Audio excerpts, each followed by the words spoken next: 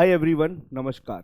देखिए, इससे पहले मैं एक वीडियो बनाई थी मैंने, जिसमें मैंने आपको ये बताया था कि ट्रेन का जब एक्सीडेंट हो जाता है कि तो उसका स्पीड कैसे निकालते हैं। आप लोगों ने इस वीडियो में वो देखा होगा और काफ़ी बच्चों को वो ट्रिक पसंद भी आई थी और काफ़ी बच्चों ने आंसर भी दिया था। आज की इस वीडियो में 5 मिनट की वीडियो होने वाली है और आज की इस वीडियो में आपको बताऊंगा, सेम क्वेश्चन ही होगा।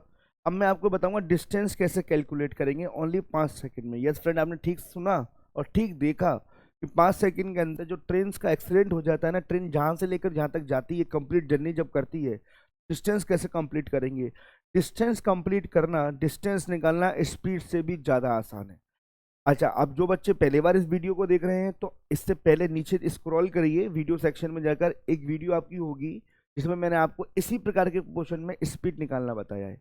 आज मैं आपको बताने वाला हूँ इसका डिस्टेंस कैसे कैलकुलेट करते हैं। ध्यान दीजिएगा, आपके सामने कुछ नहीं करना, एक सिंगल लाइन। जैसे मैंने आपको बोला 5 सेकंड, तो यस फ्रेंड 5 सेकंड में आप निकाल सकते हैं। पहले एक बार क्वेश्चन को आपको समझाता हूँ।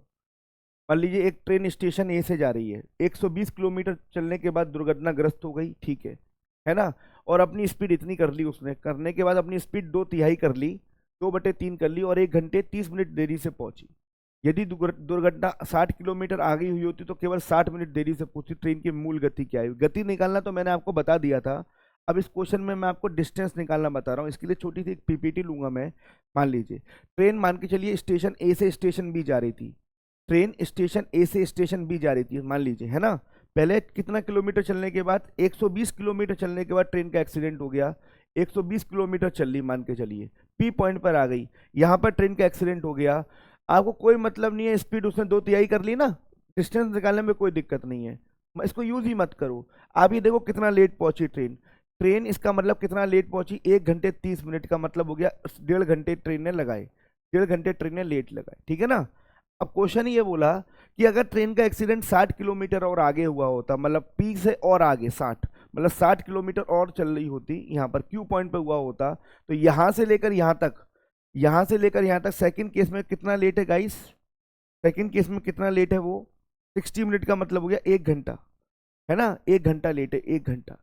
अब दोनों की टाइमिंग में कितने का अंतर है? आधा घंटा। आधा घंटे का मतलब 0.5 आवर्स डिफरेंस ऑफ टाइम, है ना।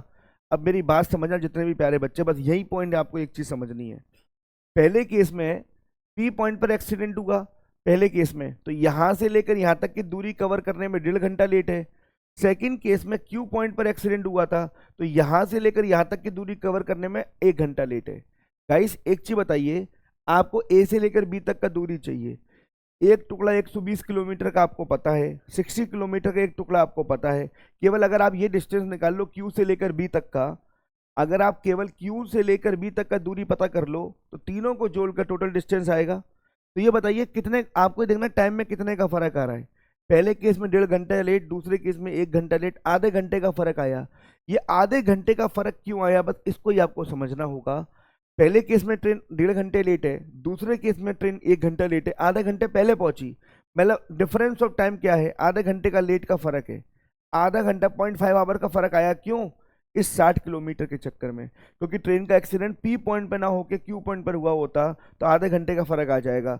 60 किलोमीटर के चक्कर में बोलो तो मैं ये कह सकता हूँ डायरेक्ट कि आधा घंटा 0.5 आवर 60 किलोमीटर को रिप्रेजेंट करता है।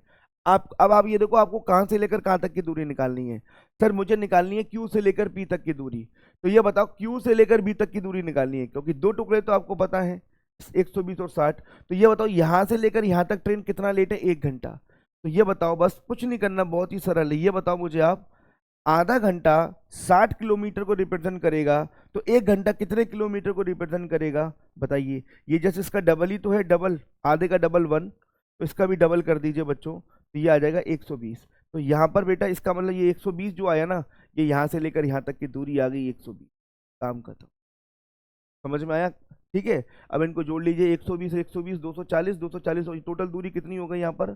300 किलोमीटर। टोटल दूरी कितनी हो गई आपके? 300 किलोमीटर। दूरी कितना हो गया यहाँ पर? 300 किलोमीटर।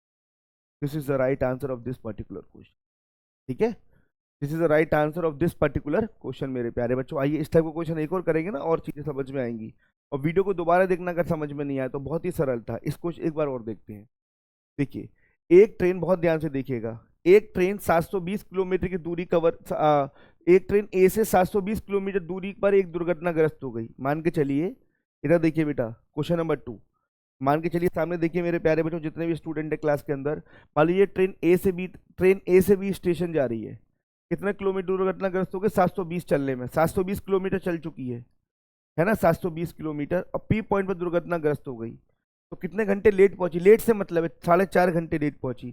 तो यहां से लेकर यहां तक की दूरी कवर करने में कितना लेट है? 4.5 घंटे, 4.5 आवर्स लेट है।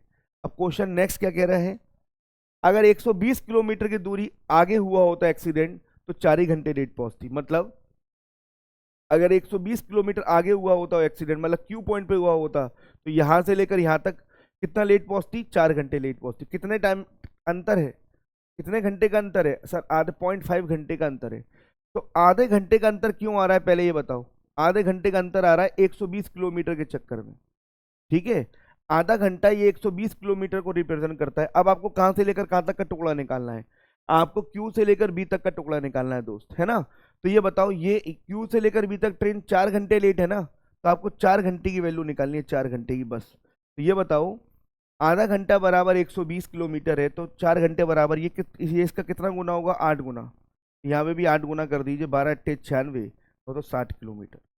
कितना? 260। तो ये टुकड़ा कितने किलोमीटर का आया? 960 किलोमीटर का आया ये टुकड़ा। तो टोटल डिस्टेंस कितना हो गया? सबको ऐड कर लीजिए। टोटल डिस्टेंस कितना हो गया? आप इसको ऐड कर लीजिए मेरे प्यारे बच्चों। देखिए 700, टोटल डिस्टेंस कितना हो जाएगा? 720 प्लस 120 और प्लस 960। समझ में आ रहा है आपको? 0, 6 और 2 8 और 2 10, कैरी विल बी 1, 9 और 1 10, 10 और 1 11, 11 11 और 7 18, 1800 किलोमीटर। कितना हो जाएगा? 1800 किलोमीटर आपका डिस्टेंस। केवल ये तो मैं आपको समझा रहा हूँ, 2 क्वेश्चन आपको दिए आपको समझाने के लिए। आप इसको जब ट्राई करेंगे, आप इसको 5 सेकंड के अंदर कर सकते हैं। स्पीड कैसे निकालते हैं ओरिजिनल, वो मैं आपको पहले वीडियो में बता चुका हूँ। इस वीडियो में मैंने आपको डिस्टेंस बताया है, और ये क्वेश्चन आपको करने के लिए दे रहा हूँ। इसका डिस्टेंस क्या होगा, बेसब्री से आपका कमेंट्स का मैं इंतजार करूंगा कि इसका डिस्टेंस आप कैसे निकालोगे मेरे प्यारे बच्चों। डिस्टेंस, ये क्वेश्चन आपके पास होमवर्क के लिए है। इसका डिस्टेंस कैसे निकालोगे मुझे बताना, कमेंट करके बताना, और बताना बच्चों कैसी लगी आपको ये ट्रिक। बहुत बहुत धन्यवाद। राधे राधे।